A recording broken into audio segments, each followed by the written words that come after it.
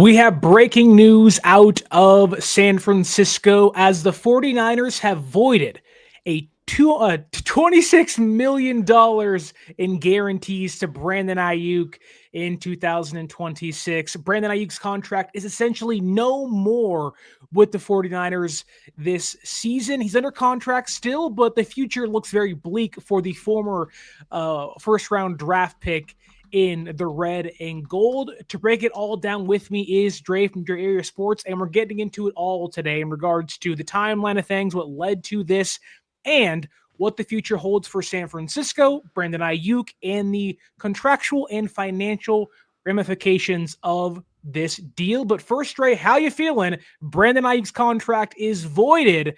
How does that make you feel? I think at first I was shocked. I was like, wait, we just ended our stream and now something's happened to Brandon Aiyuk.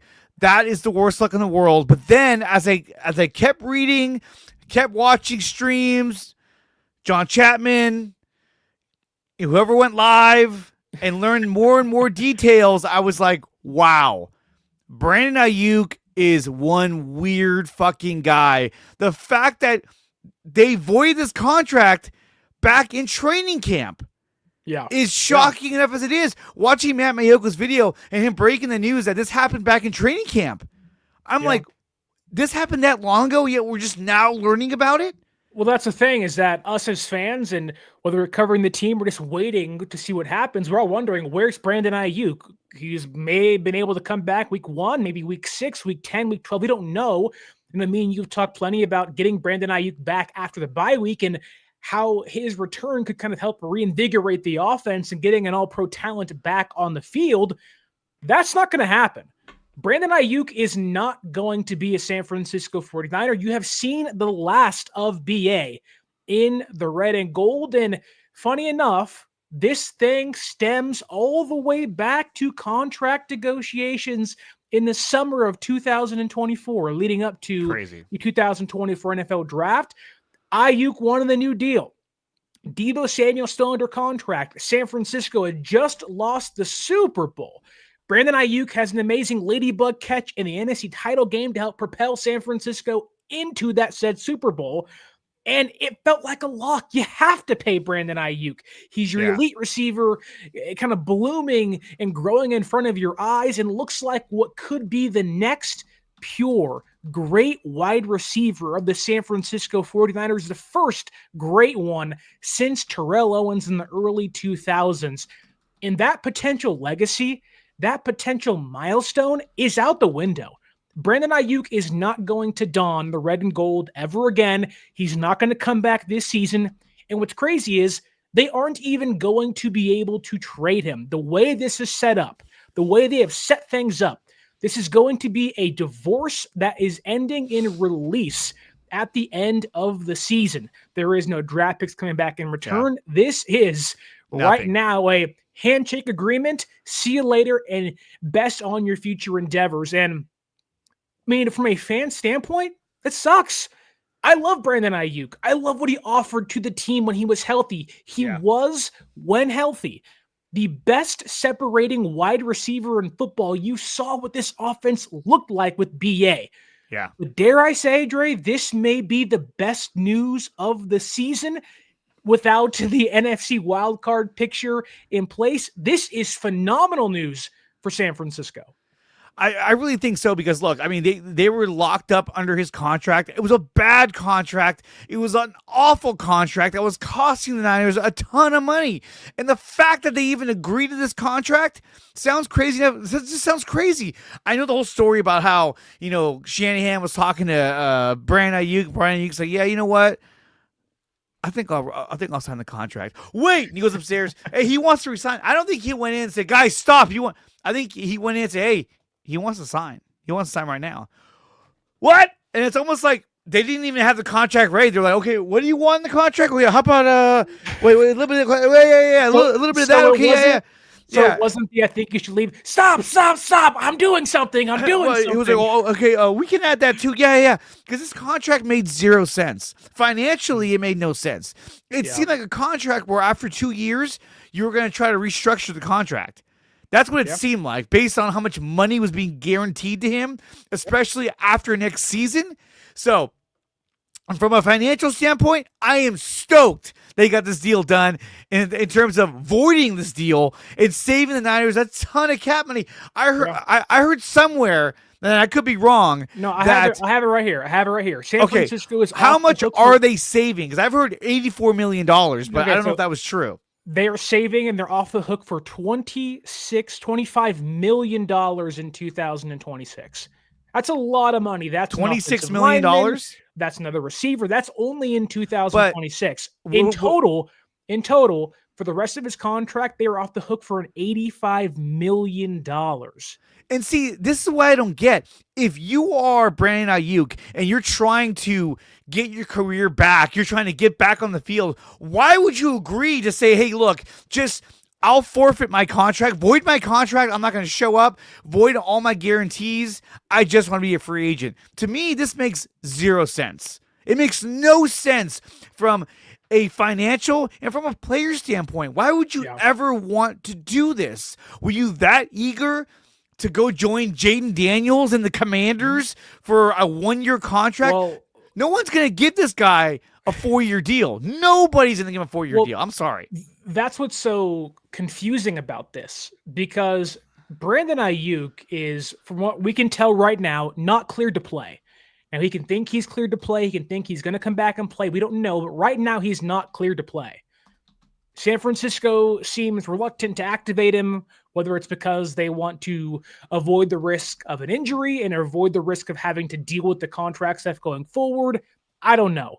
But right now he can't play. And if you're a player that wants out of a situation during and in the midst of recovery of injury, would you not want to maintain the guaranteed money in your deal? Would you not want to guarantee yourself some sort of a financial recuperation, even if you're not playing? Yeah. And he's not doing that. You'd want something. That's confusing here. And I think it all goes back to, and I think kind of diving into the nitty-gritty here, is that, like I said earlier, this all goes back to last offseason when they were starting negotiations with Brandon Aiyuk. Before the draft, they were getting trade offers before the draft for him. Teams were calling. Teams were asking, hey, what are you willing to accept in return for Brandon Aiyuk? And San Francisco said, nope, we're not doing it. Nope, we're not doing it. We want to bring Brandon Aiyuk back. And it all made sense. However, they waited and they sat on their hands, and the contract went up from $26 million to $28 million per year to $30 million per year, which is where it ended. This is equally, maybe not equally, but this is a bad look on San Francisco's end. And somehow it is a way worse look on Brandon Aiyuk's end. And I never thought we'd say that. This had the makings of one of the worst contracts in San Francisco 49ers history. It was pretty bad. And they have finagled their way out of it because of the childlike and immaturity of what seemed to be an elite or at least all-pro level wide receiver. And I think San Francisco deserves some blame here. I said it today on the Cover 3 podcast. I said it for a whole year. If you trade and you release Brandon Aiyuk within 1 year, you sign that extension, that's bad business. You cannot make a deal and immediately regret it to a point that you want out of it. And Nick Wagner reported today that San Francisco, had Aiyuk not gotten injured, they were trying to trade him. They would have traded him during the offseason. That's a terrible look for San Francisco's front office. But why would you sign him to a contract and immediately go, oh, man, this was a bad contract. We got to get out of this thing. It's kind of like, well, why'd you do it in the first place? Exactly. I want to know what the trade was to Pittsburgh, the one that they were working on. It was reportedly, according to Mike Silver of The Athletic, it was Brandon Aiyuk, which he signed off on, going to the Pittsburgh Steelers for a 2nd and 3rd round draft pick last year. Oh, so God. San Francisco would have had 13 draft picks in last year's draft. They could have. Oh my God! They should have done it. That's crazy. I mean, in retrospect, yes, and of course you weren't expecting you weren't expecting him to come back and play as bad as he did and get his knee blown out. I mean, right? Like you were expecting San Francisco to be relatively, or the Niners to be healthy, or at least Aiyuk to be healthy, and even if your team wasn't great, you're still going to have an elite receiver or a good receiver on the boundary playing your X spot in your offense. But it's crazy to think of how far the star of Brandon Aiyuk has fallen, because San Francisco deserves so much blame in this. The fact that they were already reluctant to make this deal and they signed it anyways, like they themselves shot themselves in the foot, sitting on their hands, waiting on the market to explode. Like San Francisco is not an innocent party in this, and I do not want that to be forgotten, because Brandon Aiyuk looks so bad in the antics he's taken on over the last few months or so, and somehow San Francisco escapes kind of scot-free. We're getting all this money back, and we're going to go all in next year in 2027, and it's like, wow, you got lucky, because this was your own doing. You did this to yourself, and you got bailed out again. And with that said, I want to get into the Mike Silver article for a second, and hopefully you guys can see it on your screens on YouTube. You can see the big picture of BA there, staring you right in the eyes. But this is my thumbnail. This is via Diana Rossini and Mike Silver, and they said it point blank 15 months ago, wide receiver Brandon Aiyuk of the San Francisco 49ers signs his 4-year, $120 million extension, and now the two sides appear to be headed towards a divorce. It does sound like he's played his last game in San Francisco, according to Mike Silver. Although there are some people inside the organization that are hoping for a reconciliation, that seems unlikely. However, and things get really dirty with timelines and it gets really muddy, but according to Mike Silver, Aiyuk has failed to attend meetings and declined to participate in other team activities in recent months, leading to San Francisco being frustrated with the receiver's lack of communication. And we'll get into a little bit more here in a second, but I want to kind of dive into the timeline of the Aiyuk saga, because to me, that's like what's really important here. And I think it kind of paints a clearer picture as to what actually has happened in San Francisco. So Aiyuk last year wants a new deal. He wants a new deal. He wants to get paid. San Francisco, like they always do, sits back and is like, we'll do it when on our own time. And it's rarely ever worked out in their favor, right? You saw him this offseason pay Warner, Purdy, and Kittle fairly quickly because the Aiyuk deal backfired. Aiyuk then begins his holdout, his hold-in during the market exploding for wide receivers. He refuses to practice because he has quote-unquote neck soreness and back soreness, which then leads San Francisco to finally entertain actual trade offers from opposing teams. Aiyuk refuses deals to Cleveland and the Patriots. He says, no, I'm not going there. No, I'm not signing there. Unbelievable. And then San Francisco, trying to force Aiyuk onto the practice field, they medically clear him of neck and back soreness, kind of calling his bluff. That is when the Niners have a deal in place with the Pittsburgh Steelers last offseason for a second and third round draft pick. Aiyuk and Shanahan then have a meeting in which Aiyuk says, I will sign the contract. Shanahan races up the stairs, tells John Lynch, no, don't agree to that deal. He'll sign. Aiyuk officially signs the deal in what every Niner fan, and I'm assuming the front office believes, was going to end the shenanigans and the saga. This is the end of all the BS for BA. The podcast stuff, the TMZ stuff, it's over. The contract is signed. We have our elite wide receiver back on the football field. However, somebody in that front office, whether it was John Lynch, whether it was Parag Marate, or Jed York, or some random, nerdy, pencil in the ear, calculator, whatever, saying, I hate this deal. I don't want to make this deal. And that right there was the beginning of the end. Because that right there was when San Francisco turned on Brandon Aiyuk inside the building. And I'm not saying they're wrong for doing so. I'm not saying they're not justified in what they believe is to be the truth. Because then Aiyuk gets back on the practice field.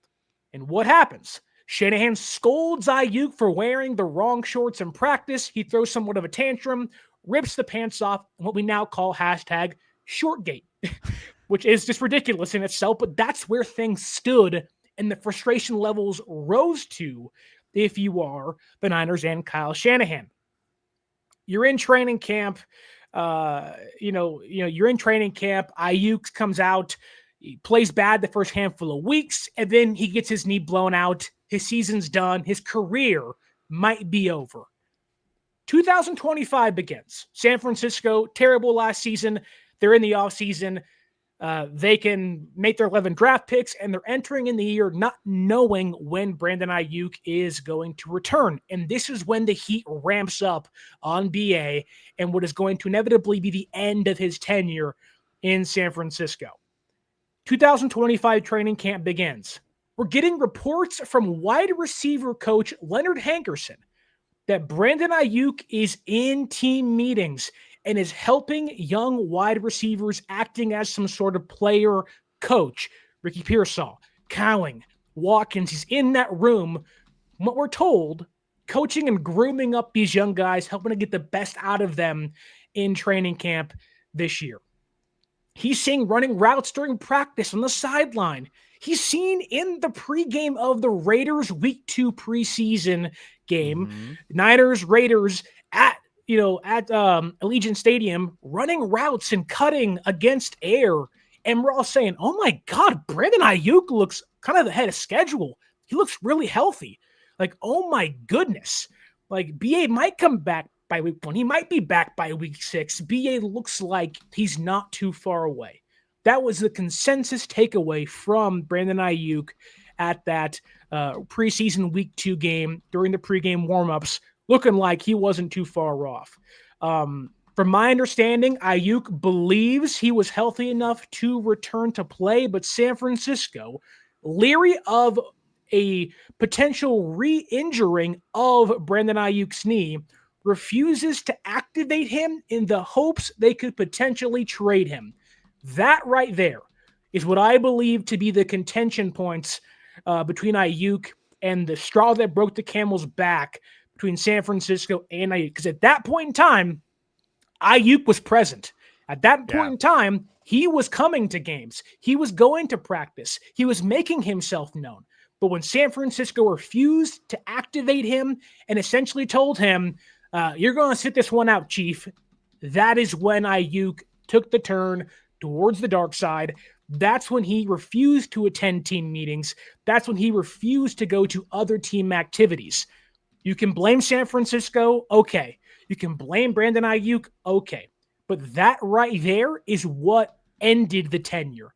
San Francisco refusing to activate or at least entertain the idea of activating Brandon Aiyuk at the time. Aiyuk then gets upset, refuses to do anything related to the team, which then San Francisco uses against him. They void the entire guarantees in 2026, which it does feel like, because when they void the guarantees, what does Aiyuk do? Okay, fine, cool, whatever. He doesn't even push back. He doesn't, and like, this is the big sticking point. If Aiyuk was in team meetings, was doing things the right way, and San Francisco was somehow sabotaging Brandon Aiyuk, he would have pushed back and told the NFLPA, file the grievance, I want my guaranteed money. That didn't happen. BA sat back and said, okay, fine, I'll go home and I'll see you never again. That's crazy, Dre. That is crazy. Aiyuk, he's admitting fault and saying, I'm good, losing money, wiping my guaranteed contract off the table as long as I can get away from you. It's like a divorce where the guy says, you can take the house, you can take the dog, you can take the kids, you can take the car. I want to wash my hands like Pontius Pilate with Jesus Christ. I don't want nothing to do with this ever again. That never happens. Who does that? No, nobody does that. Nobody gives up money like that and just says, you know what? I'm going to take the high road and I'm going to bet on myself and I'm going to end up somewhere where I want to be. That's crazy. The only thing I can think of is that someone like Jaden Daniels was like, dude, if you're out there, we're going to come get you. I'll make sure they come and get you. There's some kind of reassurance that he's going to end up somewhere, that he's going to land on his feet. There's no way a player, anybody does this with no guarantees. Just a shot in the dark. Like, you know what? set me loose. I'll figure it out myself. Coming off of a catastrophic injury, it doesn't make any sense. And I've heard some say, well, maybe he's cooked. Maybe he really can't play anymore. Then he would have retired. You know what I mean? He wouldn't just say, I'm going to void my contract and get out of here. I firmly believe now, looking back at the draft, we saw how Shanahan and Lynch kept saying, well, the guy we wanted, he was out there. We almost made a trade to move up. And I'm glad we didn't because, we got a guy we wanted. But I firmly believe now they wanted to get Tet McMillan. I think that's the guy they wanted to get. That would have replaced Brandon Aiyuk. Then you would have had Tet McMillan and Ricky Pearsall. It's not good business though. If you don't want Aiyuk and you don't want to sign the deal in the first place, then trade him two drafts ago. They should have traded him. I agree. They should have traded him from the start. I mean, before he signed that contract, they were trying to trade him. They should have traded both him and Deebo Samuel in that offseason. And I think, look, I've heard even some of my friends saying, I'm done with John Lynch. John Lynch is bad at contracts. He's bad with, with the players.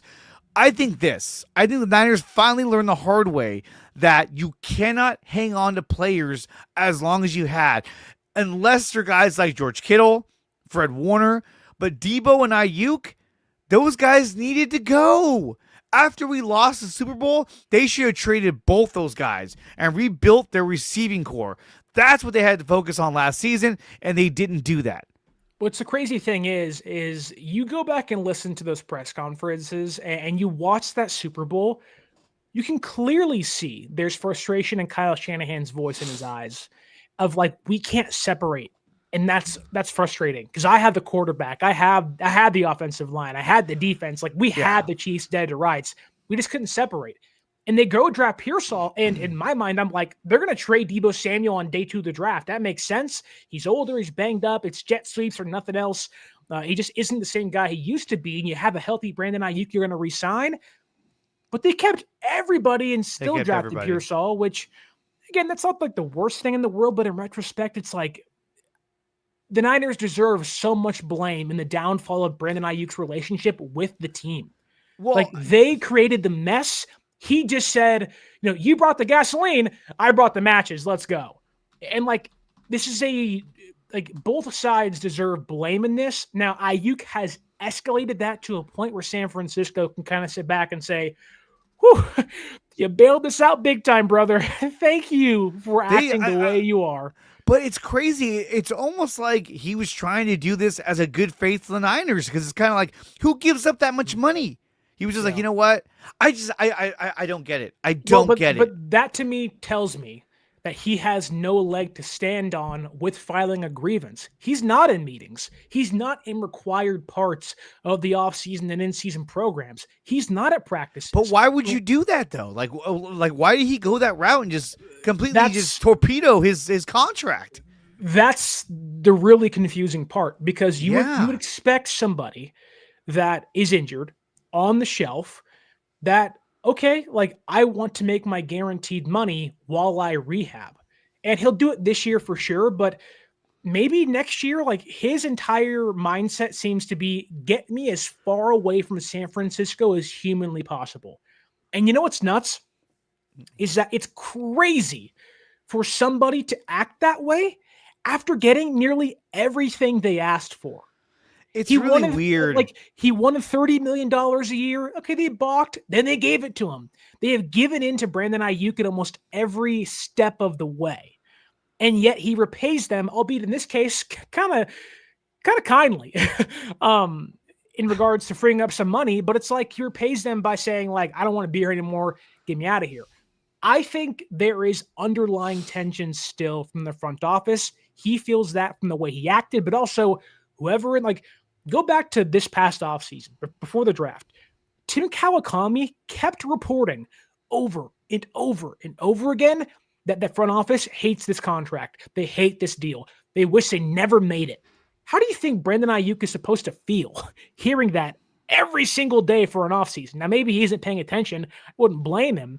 But when the front office tells you We agree to a contract. You sign the deal. You take a picture. Your wife is there. Your kids are there. And like, great, San Francisco is our new home or our home for the next 5 years or so. And the next day, it's like, God, what a mistake that was. It's like, oh, I thought it's like going on a first date thinking it's great. Like this is gonna be perfect. But here's the thing, though. Your girl's like, that was terrible. Look, I get that, but if you're Brandon Aiyuk and you're hearing the Irish saying, oh, or you're hearing grumblings of like, oh, we shouldn't have signed a contract. That was a bad contract. If I'm Brandon Aiyuk, I'm like, guess what? You fucking signed it. That's your fucking fault. I'm here. I'm going to play. That's your problem now. You agreed to it. Sorry. But then guess what? He got hurt. But even then, while he was hurt, it's like you're still under contract. You could have taken your time. You could have just reaped in all that money. But he didn't. By doing nothing but rehabbing. But working out, which you already do. Why didn't he do that? And so it starts to make me wonder, like, is this something that's more of like a what do you call it? Not good faith, but like is this like an integrity thing? Is he like, you know what? I don't deserve this. I'm not doing much. I don't think Brandon Aiyuk. I don't get it. I don't think Brandon Aiyuk was on the Icebox YouTube channel paying for like 1,000 diamond necklaces is like, I don't deserve the money you're giving me. I mean, look, has he made a ton of money? Yes. He compared to what we're making, he's made a fuck ton of money. Yeah. But for him to walk away from all this money just to be just to get released at the end of the season is crazy. And I've seen people on Twitter saying, trade him for AJ Brown, trade him. No one's trading anybody. You also want two divas? No, but it's like they can't even trade him. He's just gonna get released. And that's the thing, is that they don't retain, as far as I can tell, they don't retain any control over him other than we'll put you on IR, and then after this, your contract is voided, so you're a free agent.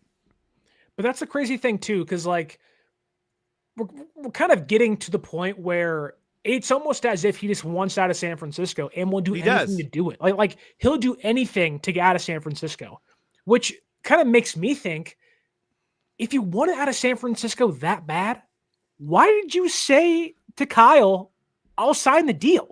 You could have been in Pittsburgh. You could have been in Cleveland. You could have been so many other places but here, and yet he chose to resign. It makes zero sense. Now, absolute zero sense. To be fair, we do not know what the Steelers are offering or we're offering him on a contract, but like, this is why it doesn't make sense. You had one party in the San Francisco 49ers who reluctantly signed the deal, really didn't want to do it, and regretted it immediately after.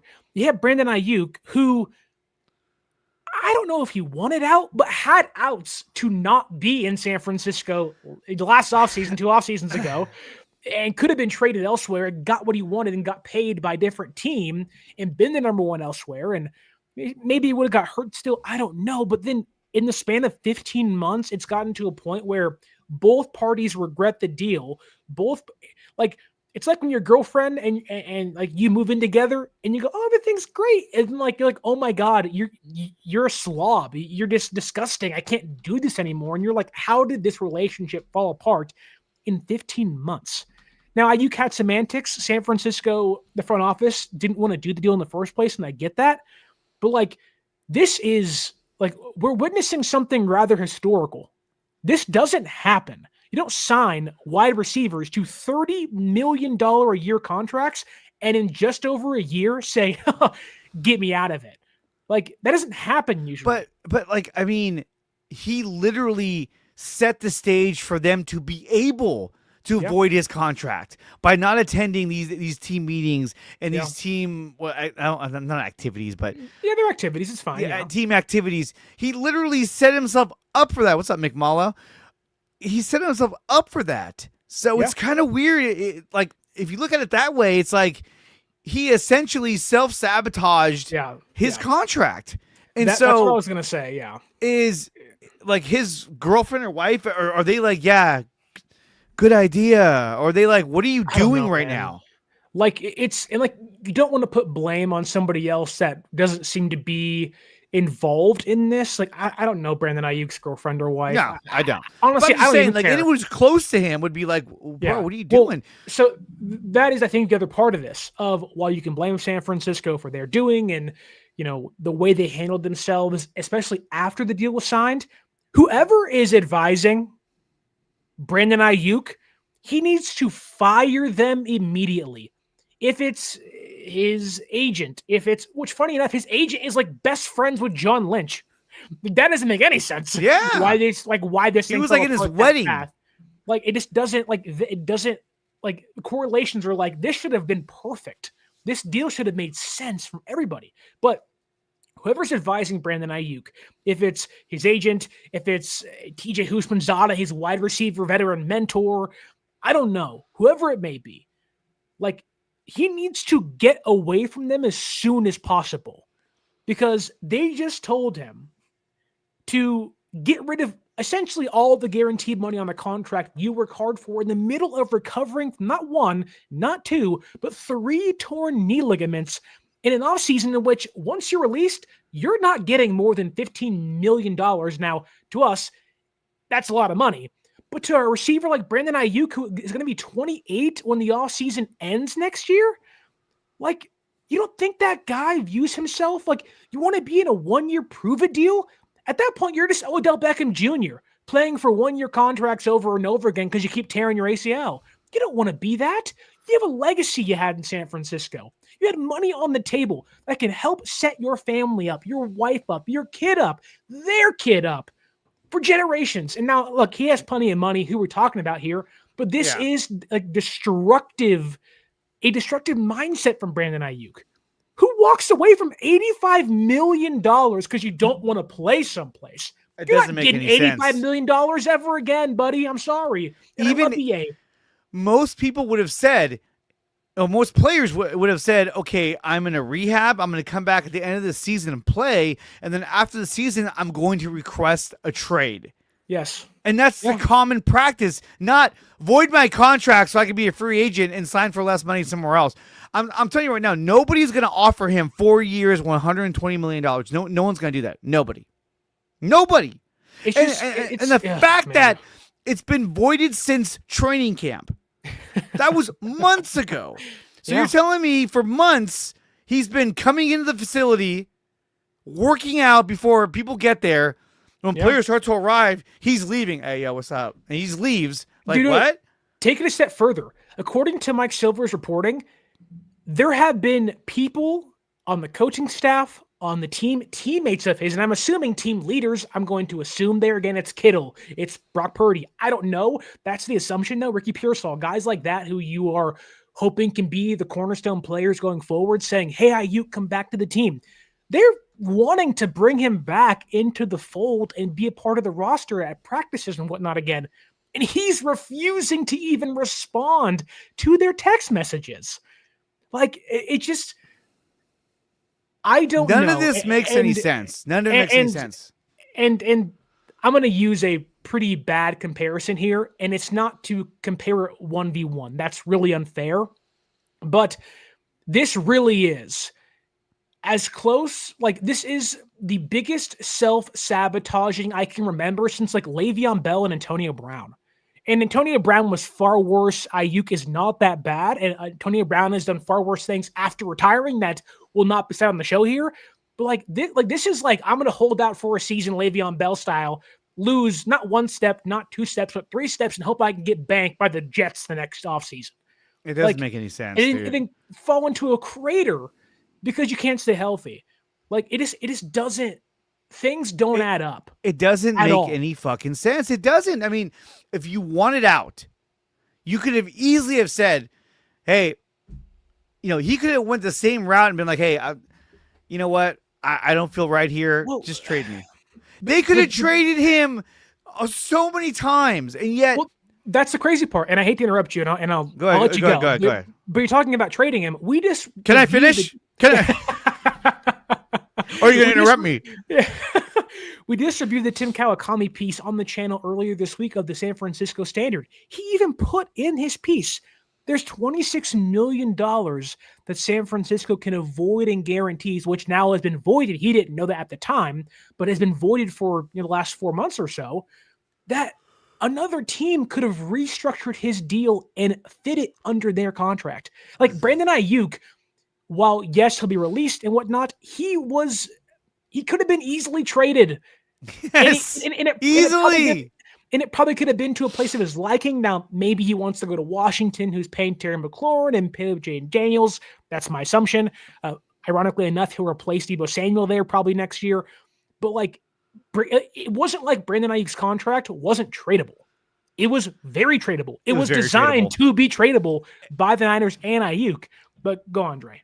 I have a feeling that the Raider game at Allegiant Stadium? Yeah. At Allegiant Stadium, when we saw him running on the field, and I think Brock Purdy was throwing him the pass, or somebody was, but I think that he did that because he knew his contract had already been voided. He knew that basically he was there on borrowed time. He was there just rehabbing with the team. The fact that he even came with the team is like, what are we doing here? But I think he was like, you know what? I'm going to go out in the field. I'm just going to go run a route. And I think the idea was that he was trying to tell everybody, like I'm almost ready to come back. And I think maybe he was trying to work something where they could trade him, but I don't know. Nothing came of it. So shall we put our tinfoil hats on for a second? Yes, absolutely. Okay. I will not do the Alex Jones impression. I will not complain about chemicals in the water turning frogs a certain sexuality, as he does sometimes on his show. But I am of the belief that Brandon Aiyuk has never been one to shy away from wanting the attention. And I don't blame him for this, but let's go with your thought that Aiyuk had already had his contract voided at that point in time, week 2 of the preseason. And he went on the field pregame and caught a few passes, which I don't think you can legally do on the pup list. That was illegal of him. So he illegally went on the field and took a few practice reps from his quarterback, Brock Purdy, which you can't do. To me, that was a signal to other teams and to the NFL that I'm healthy enough to be out there and they won't activate me. Yeah. That was the bat signal, and nobody really paid attention. And then at that point in time, when no one saw it, that was his display. It wasn't on social media in regards to a post. He wasn't on YouTube. He wasn't on Instagram. He was LeBron James, 0 dark 30 in the playoffs. It was, I can run routes. I can practice. They won't activate me.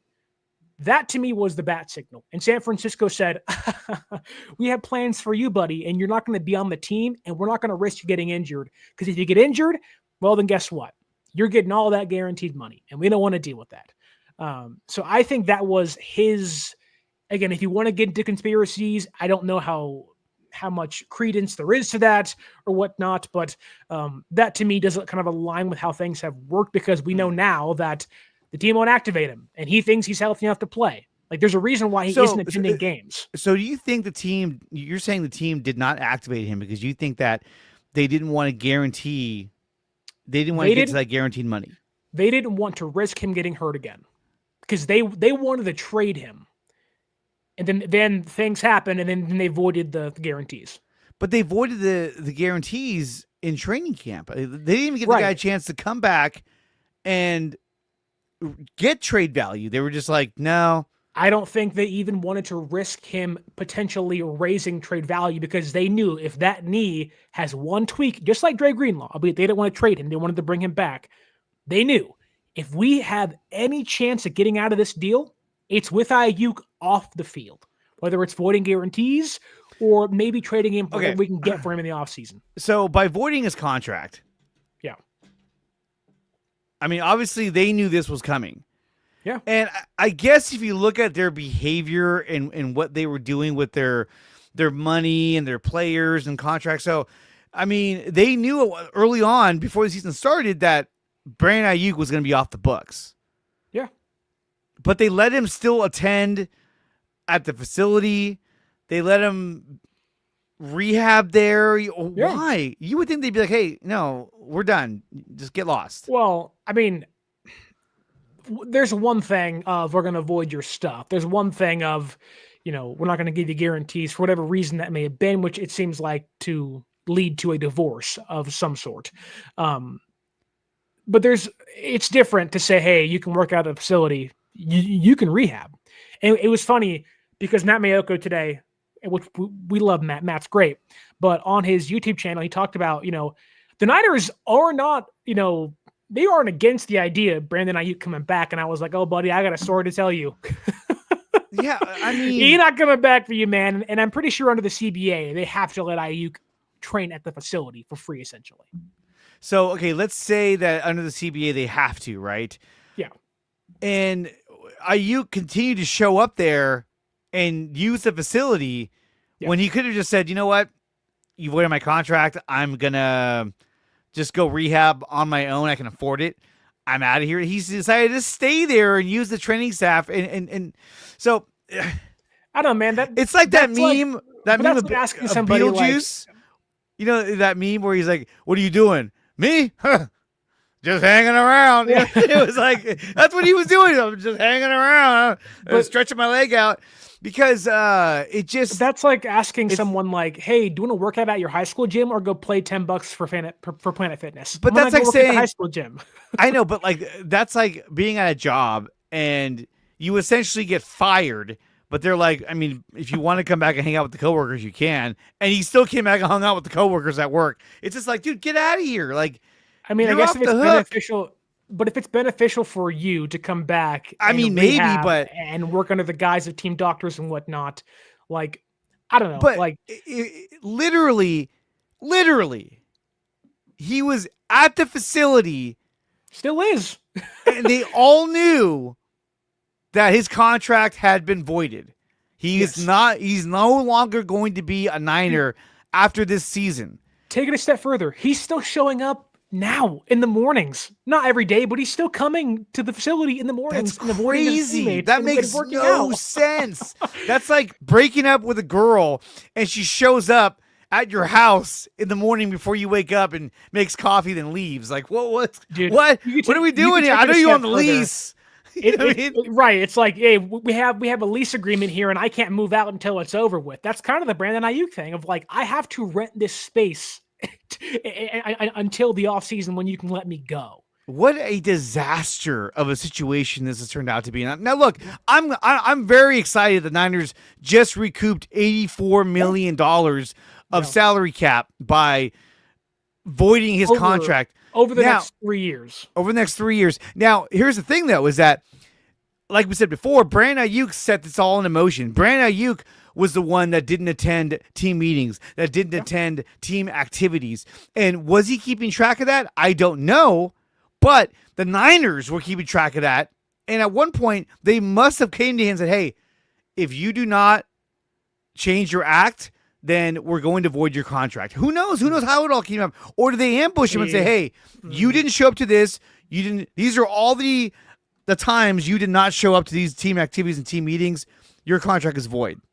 I think it's more along the lines of, we hate this deal, and the minute BA messes up, we're going to look for a reason to void it. And I don't know if that's corporate greed or but that's what I'm capitalist, saying. But like that feels like what happened. Do you think that BA was aware of it, or do you think that BA was caught off guard? Like, hey, by the way, you did this, you're void.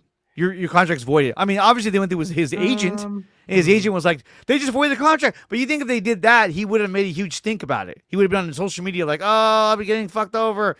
Yeah, and then, but then that's the thing is though, like he can't do that because he's not coming to team meetings. That's why his contract got voided. It wasn't like it wasn't voided. Then he started missing meetings. No, he exactly. He was missing meetings. Then they voided it.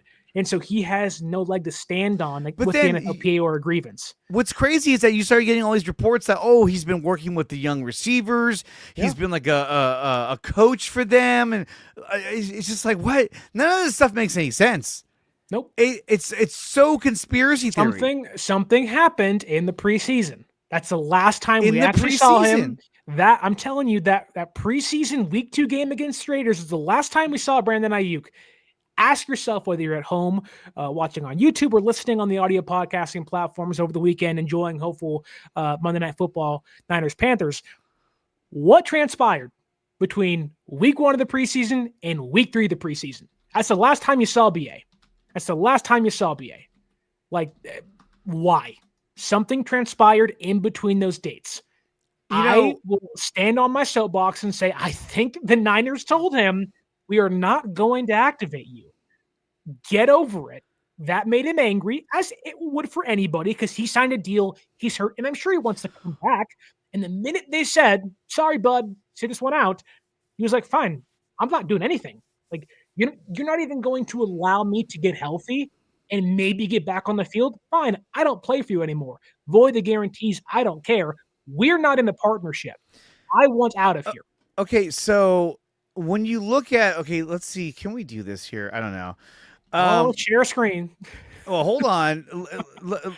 Let's look at it this way.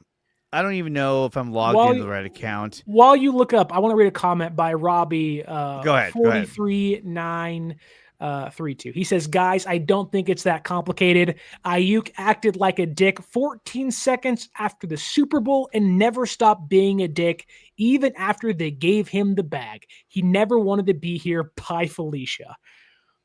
I don't know if that's the case, though. Like, I know after the Super Bowl, his brother or friend posted on social media, that's why we're leaving San Francisco.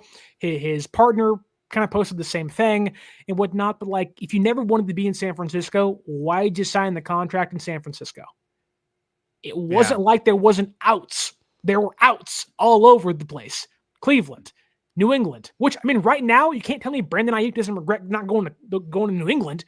You get Drake May and Stephon Diggs and Brandon Aiyuk and Traven Henderson. Oh my God, they're probably undefeated right now. Granted, he's injured, but still.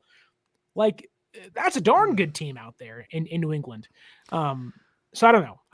Well, so a lot of his posts on Instagram are all gone now. Yeah. So you can't even see him. But but there were a number of posts. There was a post on Instagram where it was right before the season started. He was in, I think, the Bahamas or somewhere tropical, and he was standing next to a pool and he was dancing. Okay. And then he dives in the pool. And I remember thinking, I was like, what a weird video to post. And I remember it was a week before the start of the regular season. Okay. And he's standing on the edge of a pool dancing he has his back to the camera and he's dancing, and then he just dives in. And so if you read the tea leaves, it's kind of like at that point he already knew they were voiding his contract. And he posted that as if he didn't give a shit. Like, I'm fine where I'm at. I'm good. I'm going to go jump in the pool now. Because why would you be on? I remember it was the week before. So it was 2 weeks before the regular season. So it was a week leading up to. Hold on. You know what I'm talking about? I think there's a photo here on. Well, this is June 25th. I don't know if that's accurate. Let's go back. Continue talking. Vamp for me if you can. And so, he does that. There's a bunch of different posts where he would say random weird shit, or he'd be quoting music, and it makes you wonder if he was sort of cryptically saying stuff, to the media, because I mean now he's putting across the kind of feeling where he's like, I'm being held hostage here. You know what I mean? And I agree. I do think the timeline's a little mixed up there, because that post was made on June 27th. Which one? The pool one? Yeah.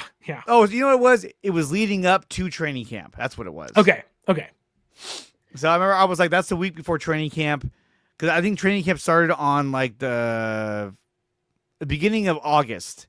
Yeah. I remember thinking, I was like, so while they're getting ready, he's at a pool. Well, just messing around. He can't do much.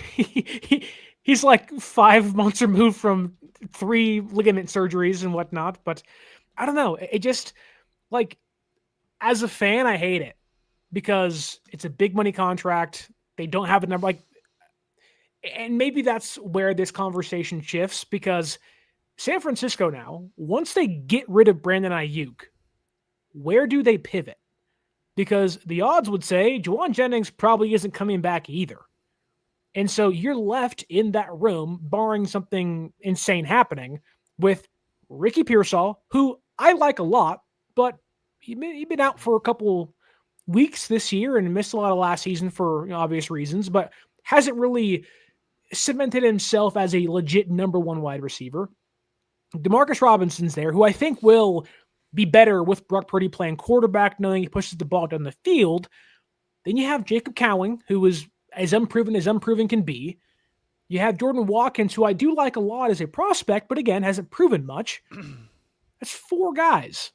Sky Moore is a punt returner. You don't need to bring him back. You may or may not re-sign Kendrick Bourne. Like, they're walking into next year with 4 wide receivers essentially under contract. Mm-hmm. And none of those guys are like legitimate number one wide receivers. And the guy that you would kind of peg to be the top dog in that room, being Pearsall, he's missed most of the last 2 seasons with a bullet wound and a jacked up knee. Now, I think you'll see Pearsall blossom at the end of year 2, like the end of year 1, but like, where does San Francisco pivot? And I'm going to go on a limb here. That first round draft pick, it's going to be wide receiver. Yeah, absolutely. First round draft pick has to be a receiver. And I haven't done any of my research yet on any of the draft picks coming up, but I can guarantee you it's going to be a receiver. It has to be. You want to get a first round receiver to complement Ricky Pearsall, and they're both coming in at cheap. You're not paying them a ton of money because Pearsall's on his 3rd year. This guy will be on his rookie year, his first year of his 4-year contract. So, yeah, I think that's what they're going to do. They're going to draft a young stud, hopefully a stud receiver. Yeah, wherever they get around the 22nd, 20. Funny enough, pick. you can replace one Arizona State wide receiver with another if he happens to fall to you. That being Jordan Tyson from Arizona State. There's guys like Mekhi Lemon, who I don't know if he'll come out, but we'll see. You have Chris Brazzell II from Tennessee. You have Carnell Tate, who I just am in love with at Ohio State. I think San Francisco, he'll probably go in top 10, top 15. But man, like, I don't know, man. Like, really, like the Niners, they got to get a receiver. They got to get a receiver, but this is a huge break for San Francisco to know that for months they've been out from under Brandon Aiyuk's contract.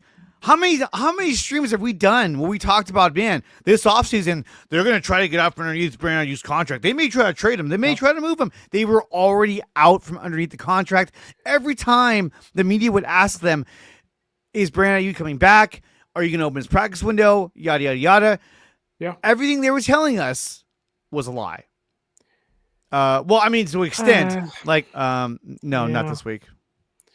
He will hopefully soon, but not this week. And they already knew he's not going to come back. Yeah, I mean, look, I don't know. San Francisco has lied. Maybe I'm wrong, and correct me, but didn't Kyle bring up Brandon Aiyuk without even being asked about him? Like, why would you do that if you knew the contract was voided? I don't know. Maybe this stems all the way back into the Mike Silver reporting of people in the front office, in the building, whether it's front office, players, coach, I don't know. But people in the building believe or are hoping the relationship can be reconciled.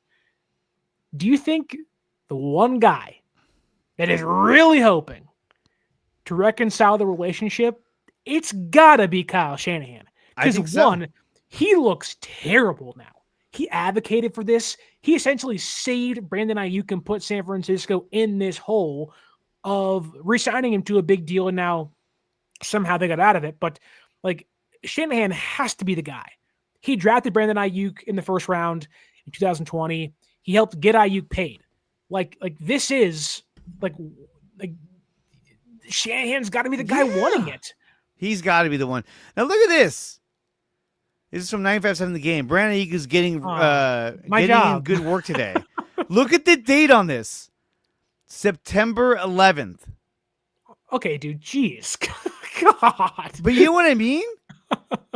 It makes this makes all the sense in the world. We would see these videos and we'd wonder, well, he looks like he's ready to come back. And then not only that, but we heard John Lynch make the comment that, hey, you know what? We're not even ruling out the chance that he could come back week 1. Remember when he said that? I never bought that, but yeah, I heard it. I never bought it either. But remember when he said that? Yeah. He did say that. And I think when you look at what Aiyuk was doing on September 11th, you could argue he may have been able to come back much earlier than we first thought. Now, I'm not saying week 1, but I think they saw the progress he was making. And then something happened. Something went down where they said, you know what? We're done. And maybe it was, I mean, it has to be a legitimate reason. Like the non-attending the meetings and team activities, those have to be documented and be legitimate reasons for them to be able to do that. Otherwise, they're going to lose that in court.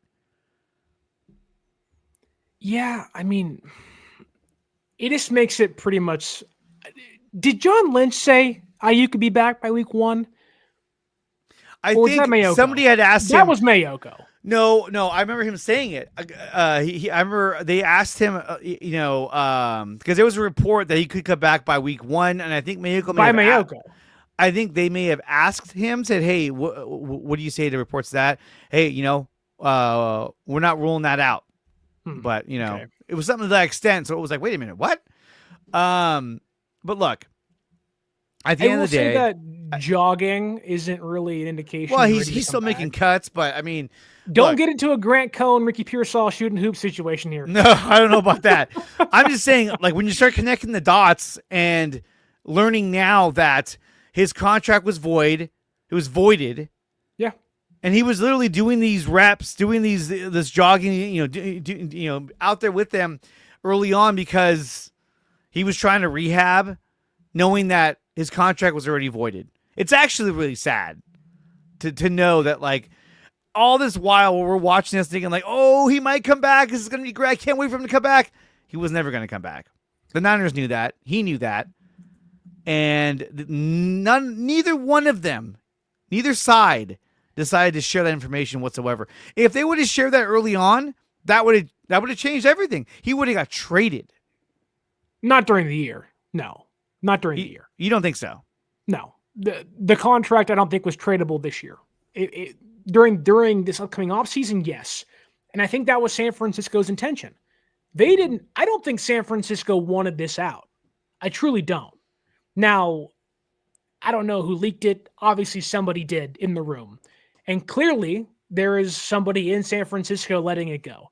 But I don't know, man. Like, it's so hard to wrap my mind around this debacle, this like crumbling of what looked to be like one of the best, not contracts in football, but it just looked like, man, like Aiyuk looks so good. And he signed the deal and the hopes were high and the injury obviously ruined things and whatnot. And his antics ruined things. But like Aiyuk has been really quiet.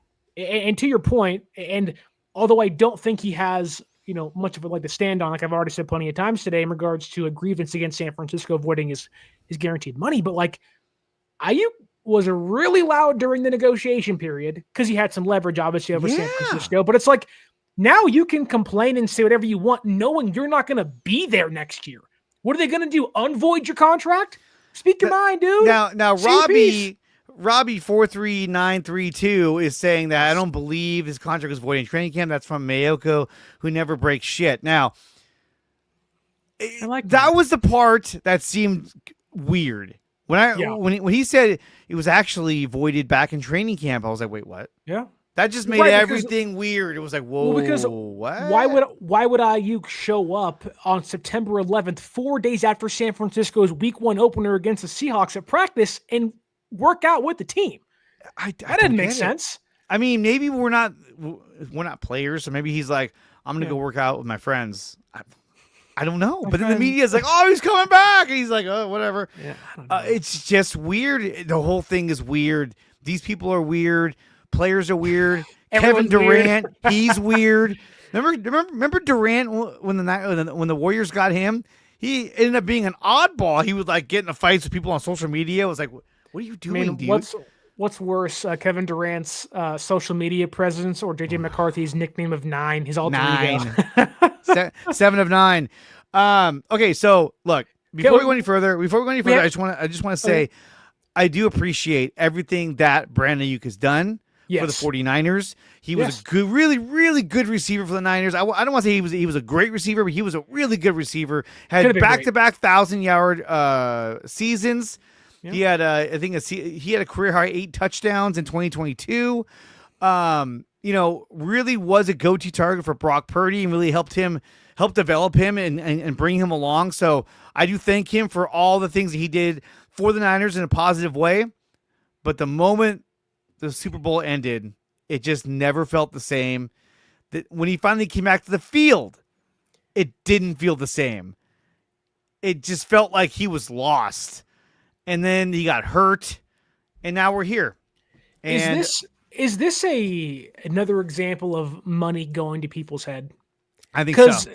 But so you can say that in regards to the negotiations of the initial contract, but then he's giving up all the money afterwards. But that's the thing, is that I think he's undoing the contract, basically. The antics, the negotiations, I think all of that got to him. And then him coming back, him dropping the touchdown that Brock Purdy threw a dime against the Jets week 1? Against the Jets. I think that play. What's that? It was a tough play. He was diving. It was a tough play, but there was so much built up to that moment that if he would have caught that, everyone would have been like, dude, next coming of Jerry Rice. This guy's amazing. No, he dropped it. And then it seemed like that got into his head.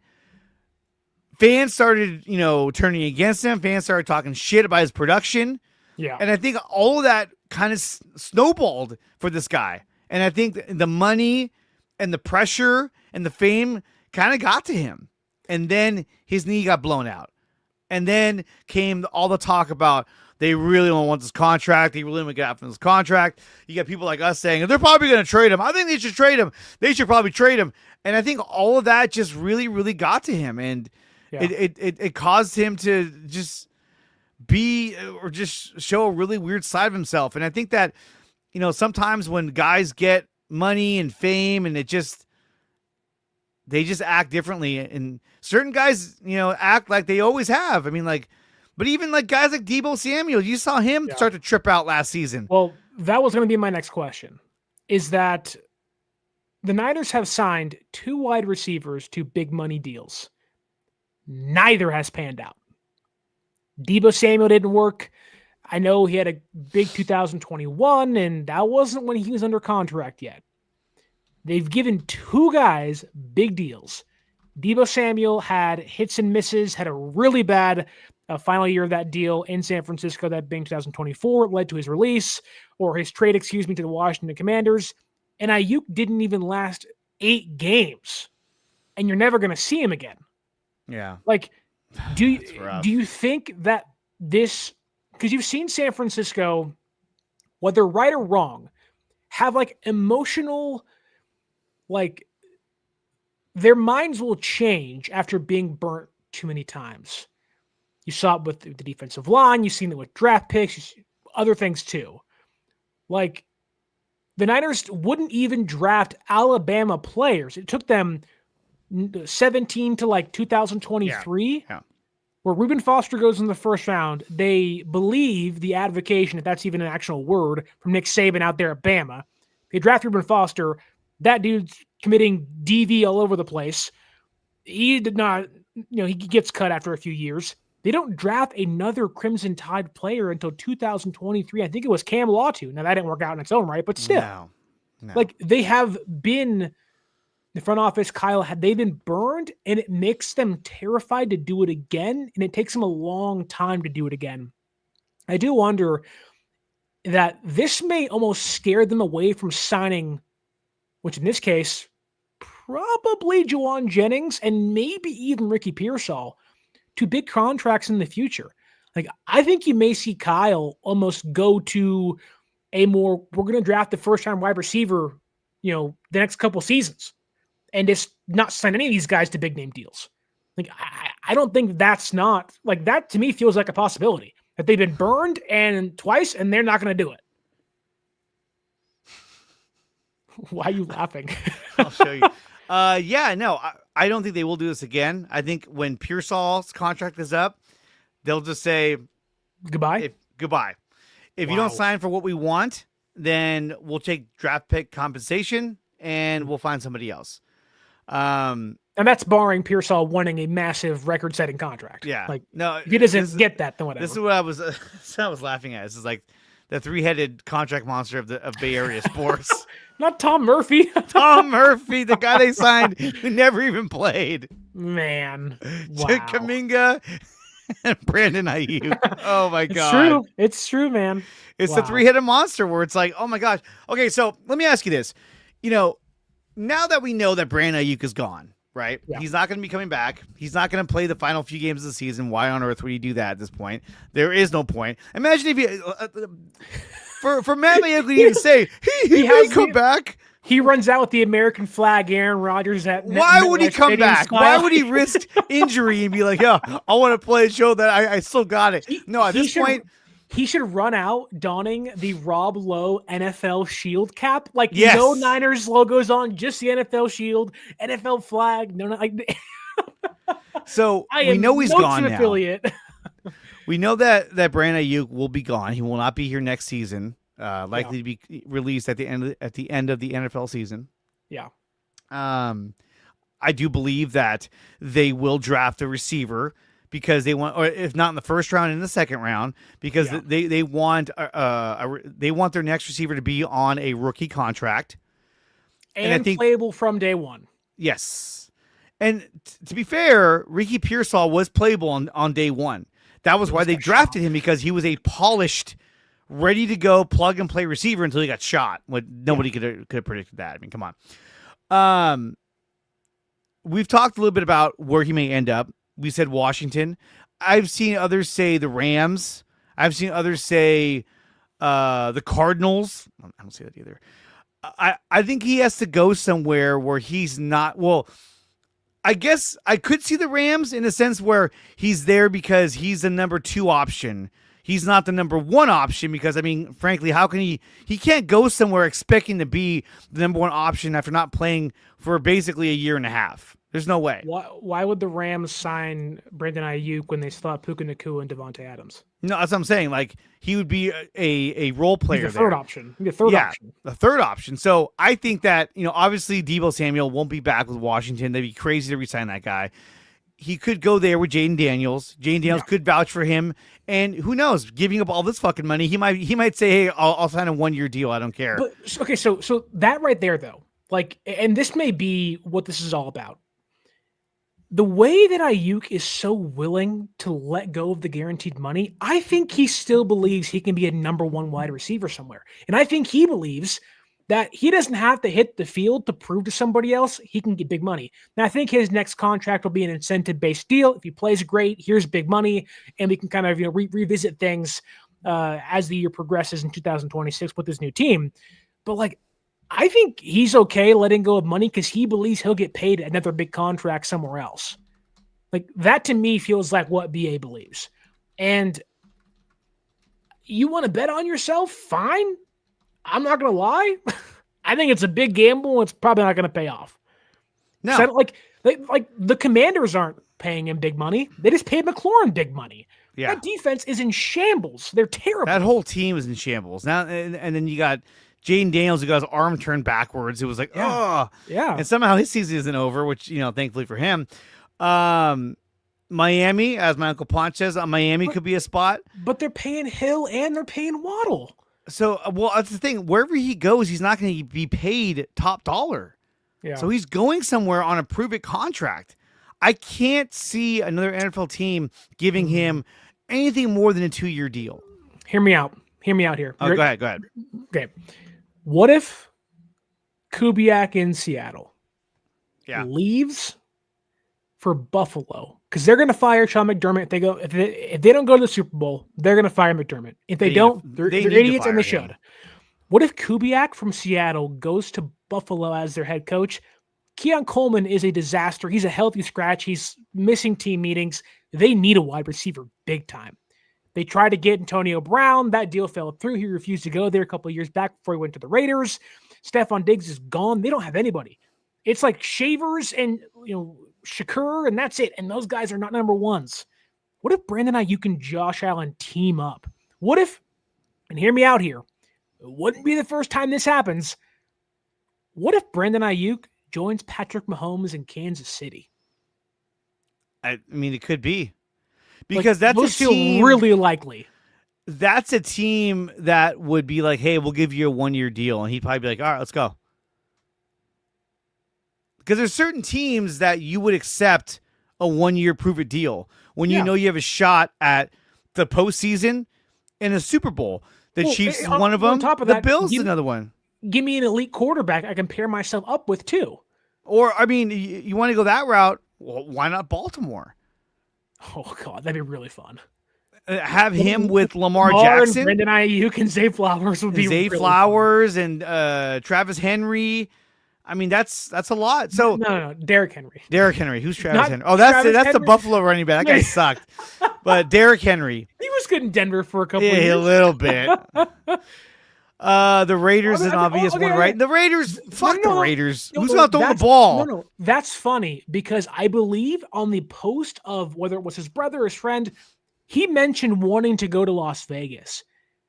Now, the Raiders may fire Pete Carroll. Who knows? You give an offense Brock Bowers, Ashton Genty, or recovering Brandon Aiyuk and him, Geno Smith maybe, but you have an actual like competent under the age of senior citizenship head coach. Like that could make some sense. I don't love that for Aiyuk, and I would hate it for the Raider fans, but like I could see Aiyuk wanting to go to Vegas. He's an Arizona guy, went to Arizona State. You want to be in the desert somewhere, go play for the Raiders indoors. I don't think that's off the table. I really don't. But also, why would you want to play Mahomes twice a year and get boat race twice?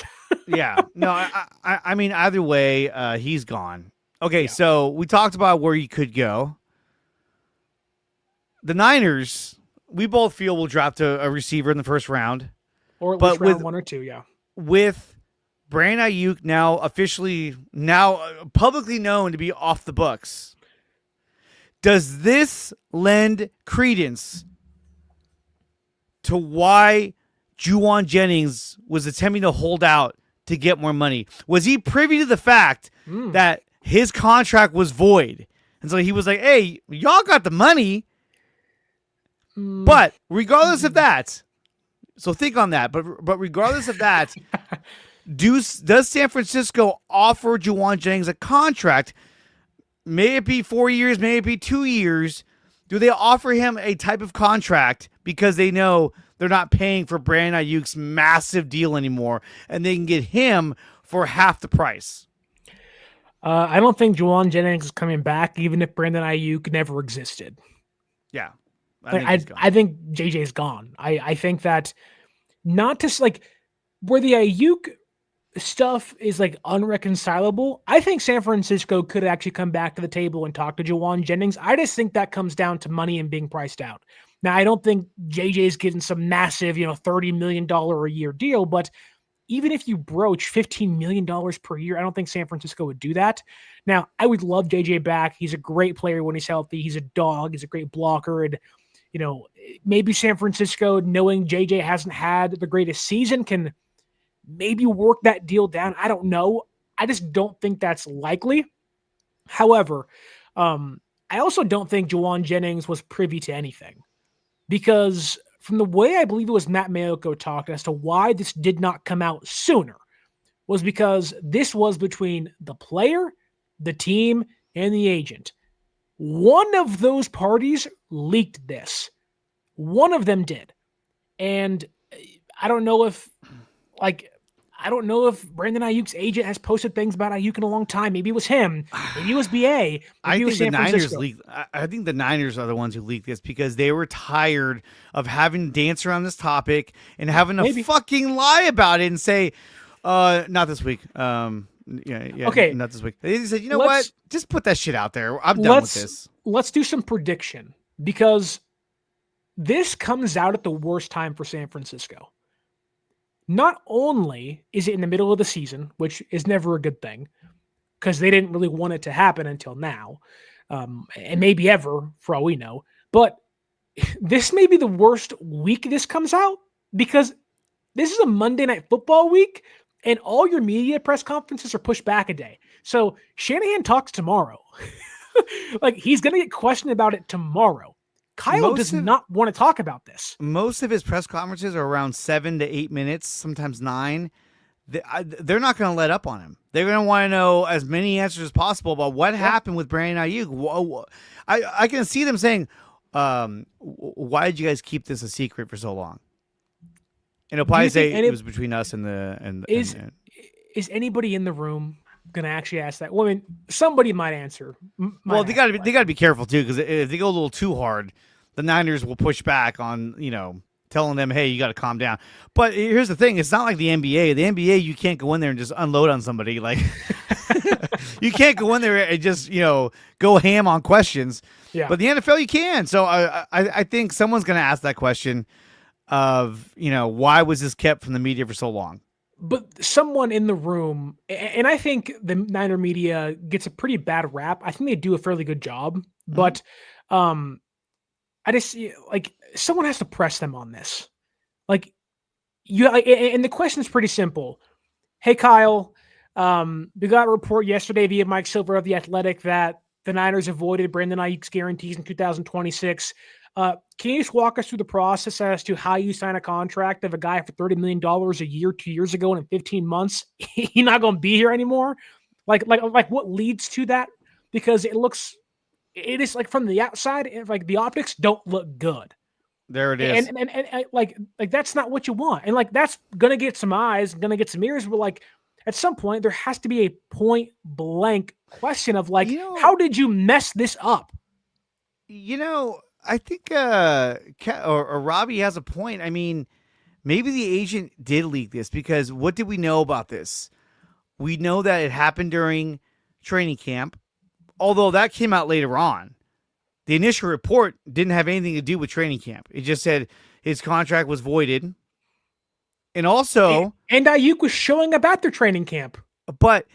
The article also stated that Brandon Aiyuk did not file a grievance with the NFL Player Association, that he allowed this to happen.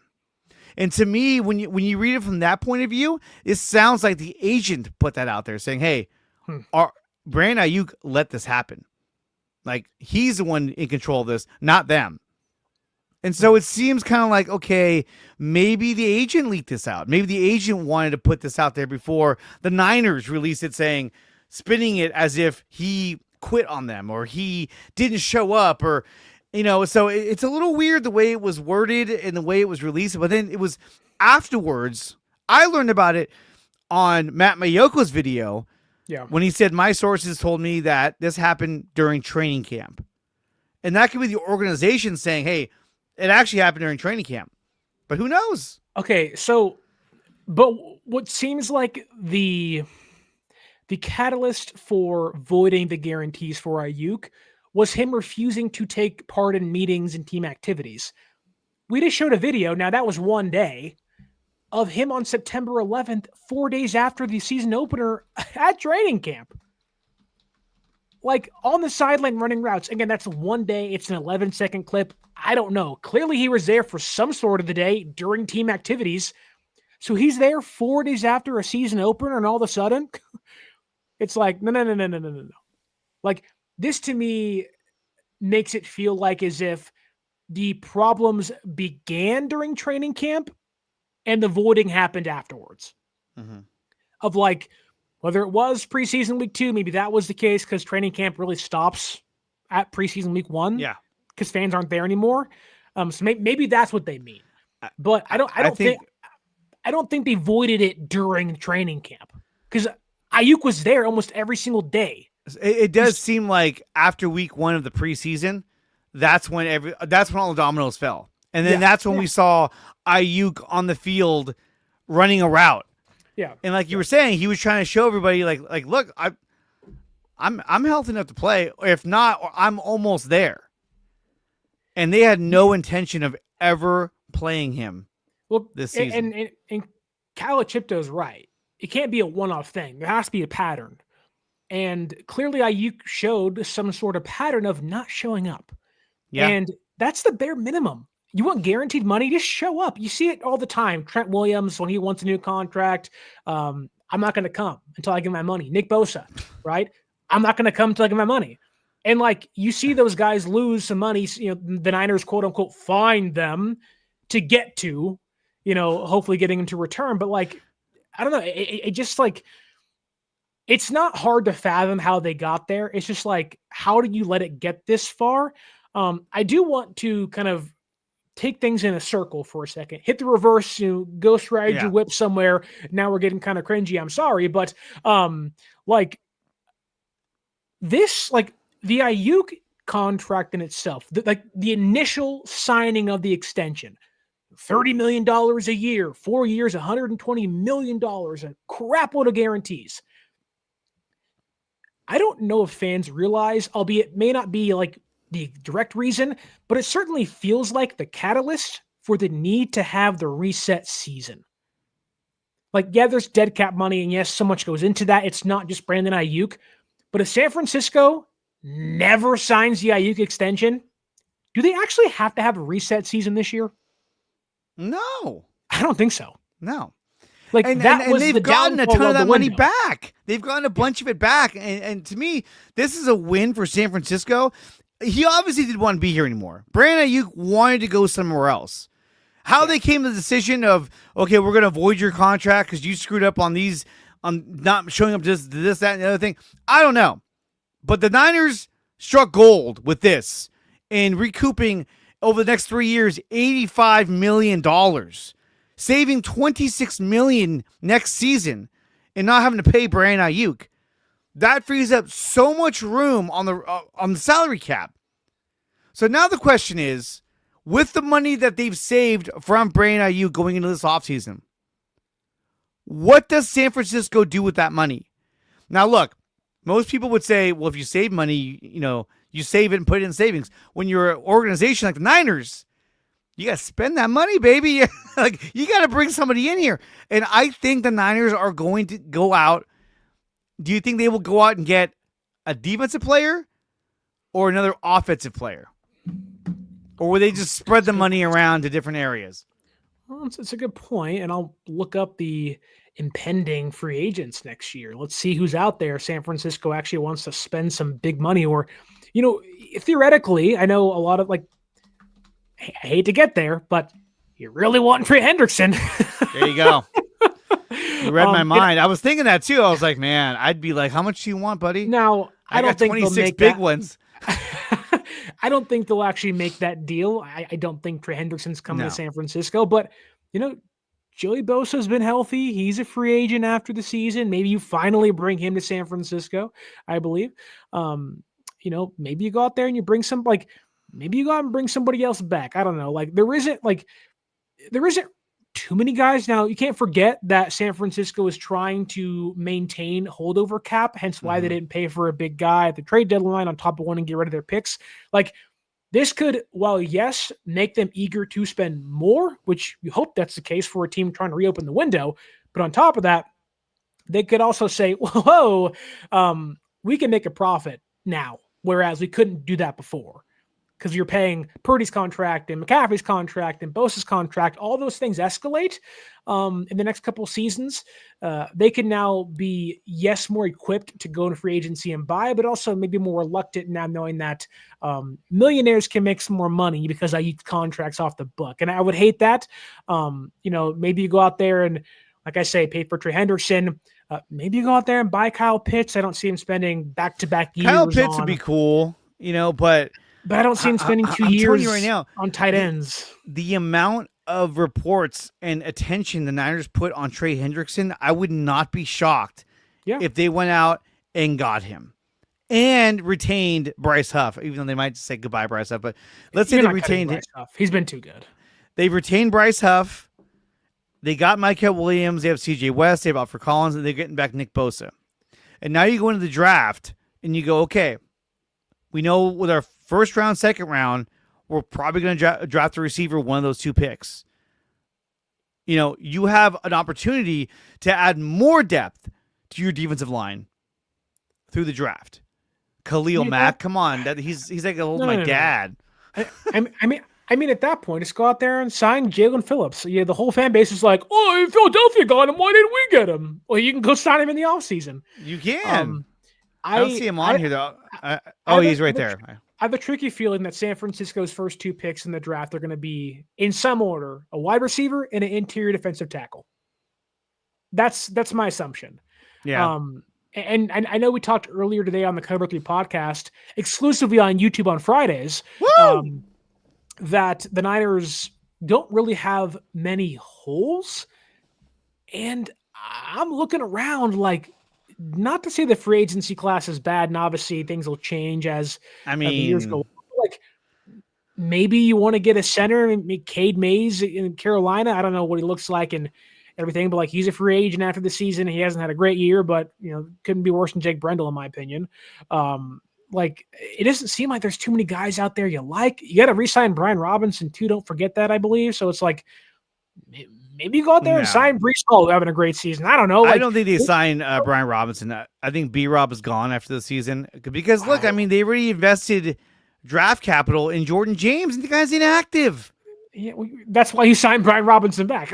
I think that's why they traded for him. They're like, fuck, this guy's not what we thought he was. Right. Let's get more of a for sure thing. But I don't think Brian Robinson wants to be a backup. I think he wants to be a starter somewhere. And he may get the opportunity to do that somewhere else. I'm not sure. I'd love for him to stay with us. But Joey Bosa could be a guy they look at. Yeah. I think, like you said, Jalen Phillips is a guy they will definitely take a look at. I know that they were talking with them about trading for him. Hassan Reddick, but he's going to be closer to 32. I don't know if you want to go that route. Not a scheme fit. Not a scheme fit. Not a fan of that guy. I know what everyone's going to say. Of course you're going to say that, Dre. I still believe that this offseason they will at least kick the tires, as Brian Sabian would say, on Trey Hendrickson. Because if you get Trey Hendrickson, now you don't have to spend your early draft picks on an edge rusher. You got 4 of them, or 3 of them. You know what I want now? What I really want is for them to kind of, not to say F those draft picks, but just like, if you want to get really ballsy and you have some money free now, hey, Cleveland, you want Mac Jones and 2 first-round draft picks and whatever else, give me Myles Garrett, man. Yeah, I'll give you Mac Jones, my first-round pick, my second-round pick, and a future first-round pick. Yeah. Come on, let's do this. I mean, they want more than that, though. Brandon Aiyuk's guaranteed voided money for Myles Garrett. But that's the thing, is that they've known this. They've known that they were going to be out of this contract before the trade deadline. So it's crazy. Do you think? Okay, so trade deadline. I've heard some fans on social media talk about they've had some frustration knowing San Francisco had the money to acquire a piece of the deadline. With Brandon Aiyuk now, his contract for his guarantees being voided over the next 3 seasons or so, mainly next year. Fans are like, why didn't you make a deal? You had the cash. Go out there and spend. And I think a lot of that is because they didn't want to lose draft picks, but you were one advocating. Go out there and get your guy, Hendrickson, Phillips, somebody. Go out there and pay for Kayvon Thibodeau. Go out there and pay for Jermaine Johnson. Pay it for those guys and whatnot. Does that make you more frustrated that they knew Brandon Aiyuk's contract was off the books and didn't go make a deal? Yeah, because I would have been like, hey, look. And look, I don't know what was said, obviously, but if I'm John Lynch, I'm like, bro, I will trade you. I would trade for Trey Hendrickson, and then Trey, I'm going to offer you all the money I was paying Brandon Aiyuk. I'm going to offer you a fat contract right now, knowing that I'm going to be out from underneath this rock of known as Brandon Aiyuk contract. I would have tried to re-sign him. And maybe he didn't want to. Maybe he was like, you know what? If I get traded, I'm not re-signing with anybody. No contract extension. Who knows? We don't know what the terms were for these players, but I would have been like, hey, look, if I have this kind of money, whoever I'm trading for, maybe Jalen Phillips, maybe Trey Hendrickson, I want to trade, and I want to sign an extension. Okay. Let me ask you this. With how things have ended, or essentially ended, with Brandon Aiyuk's tenure going to eventually end during the offseason, let's play the hypothetical game, for example, or for a second. Do you think, albeit you won't get much back in return, do you think there is a team, knowing that Aiyuk doesn't have the guaranteed money in his contract anymore, and maybe there's a provision in the deal that if he gets traded, it goes back on. I have no idea. I didn't redo the deal. But do you think a team might be really eager to get Brandon Aiyuk in the room and would actually give you something back in return? Like let's say the contenders or suitors for him that we've listed, maybe the Steelers, maybe it's the Commanders, maybe it's the Raiders, maybe it's the Bills, the Chargers. Let's say it's those 5 teams. Do you think one of those teams would give you a 6th round draft pick or a 7th round draft pick to sweeten the pot and say, hey, you let us have the first crack at him over somebody else?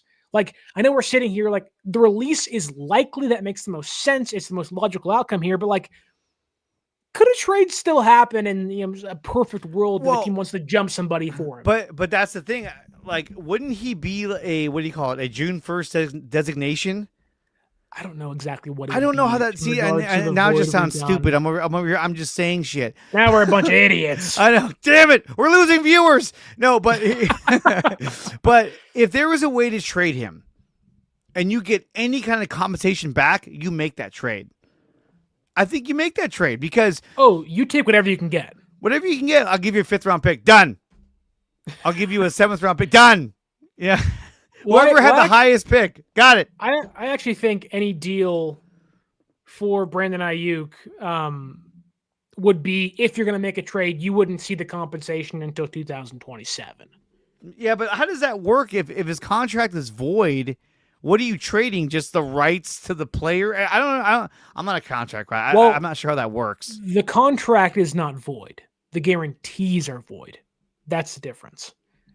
So nothing is guaranteed. He's under contract for the next 4 years.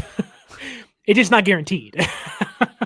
So, but yeah, that means that we're not paying him for the next 4 years, or just not paying him the guaranteed money. We're still paying him some money. There's always some wrinkles involved in there. You are paying Aiyuk still in some form or fashion, whether you trade him or release him anyways. It's just you're kind of freeing yourself from the need to guarantee the contract or the money to him. But like, that's wild, I think about it and like, that's so wild. Like, but if I'm the Bills and I want to maximize Josh Allen's window and I don't want to pay big money for a wide receiver, why wouldn't you give up a 6th round draft pick in 2027 for Brandon Aiyuk and just see if it works out? Yeah. I would do it in a heartbeat. Like, I would do it the minute the season's over. Okay, here, take it. Like, why wouldn't you do that deal? I think if that is a possibility, I think they definitely would, because we had the same situation with Deebo Samuel. Remember, he was still under contract, but they traded him to the Commanders.